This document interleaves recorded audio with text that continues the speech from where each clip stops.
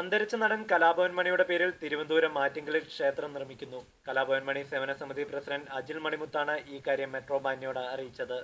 കാരണം പുള്ളിയുടെ ആഗ്രഹം ഉണ്ടായിരുന്നു. കാരണം ഈ വൃദ്ധസദനങ്ങള് അതൊരു ദേവാലയം എന്നുള്ള രീതിയിലായിരുന്നു ഞങ്ങളുടെ അടുത്ത് പറഞ്ഞുകൊണ്ടിരിക്കുന്നത്. കാരണം വൃദ്ധസദനം എന്ന് പറയുന്ന വാക്ക് നമ്മളെ കേരളത്തിൽ നിന്ന് മായണം.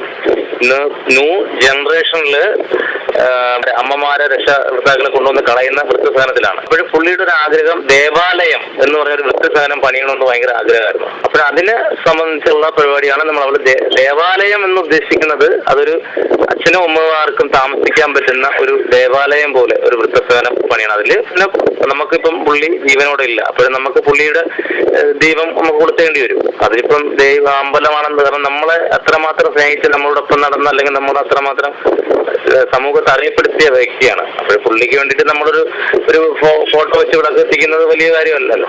അത്രയും ചെയ്യണ്ടേ നമ്മള്. പുള്ളി അങ്ങനെ നമ്മളൊരു സാധാ എന്താ പറയാ, ഒരു അമിതമായ ഒരു അമ്പല പണി എന്നല്ല അതിനർത്ഥം. പ്രധാനമായിട്ട് വൃദ്ധസദനവും പിന്നെ സ്കൂളും പുള്ളിയുടെ ഓർമ്മയ്ക്ക് വേണ്ടിയിട്ടുള്ള പുള്ളി പറഞ്ഞിട്ടുള്ള കുറെ കാര്യങ്ങളുണ്ട്. കേരളത്തിലെ 14 ജില്ലയിലെയും കുട്ടികളെയും കല്യാണം കഴിപ്പിക്കുക വർഷാവർഷം. ഇതൊക്കെ പുള്ളിയുടെ ആഗ്രഹങ്ങളാണ്. അപ്പോൾ അതൊക്കെ ചെയ്യണമെന്നായിരുന്നു നമുക്ക് ആഗ്രഹം. പിന്നെ ജീവിച്ചിരുന്ന സത്യസായി ബാബ, അമൃതാനന്ദമയി, ഇവരൊക്കെ ജീവിച്ചിരുന്ന ഇവർക്കൊക്കെ അമ്പലങ്ങൾ കിടക്കല്ലേ. ഇന്ന് സത്യസായി ബാബു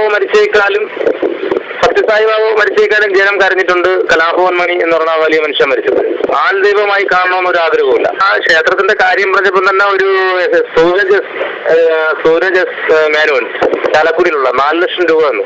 സിനിമാ താരങ്ങൾക്കായി ക്ഷേത്രങ്ങൾ നിർമ്മിക്കുന്ന രീതി തമിഴ്നാട് ഉൾപ്പെടെയുള്ള അന്യ സംസ്ഥാനങ്ങളിൽ സജീവമാണെങ്കിലും കേരളത്തിൽ ഇത് ആദ്യമായിട്ടാണ് ഒരു സിനിമാ താരത്തിന്റെ പേരിൽ ക്ഷേത്രം നിർമ്മിക്കുന്നത്.